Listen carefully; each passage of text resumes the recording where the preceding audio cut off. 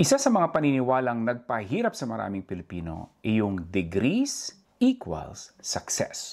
Lumaki ka o pinalaki ka ng mga magulang mo sa isang paniniwala na mag-aral ka, magtapos, and then magiging secure na yung kinabukasan mo. Kaya mga magulang nagsakripisyo, yung iba nangutang, yung iba nag-OFW para lang makapag-aral at makapagtapos ka. Ito naman mga estudyante, 4-5 taon nag-cram, nag-exam, nagsakripisyo para makuha yung diploma na iniisip nating lahat na magiging sagot para sa isang matagumpay na pamumuhay.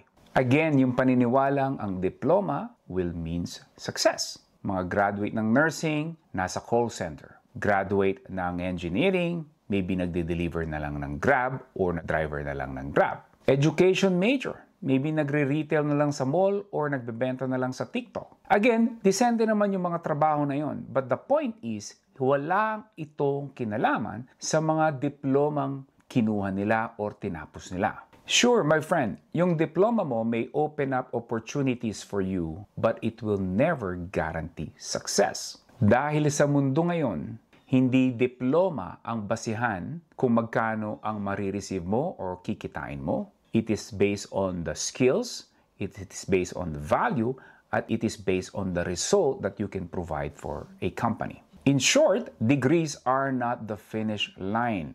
In fact, it is just a starting line. Simula pa lang ito.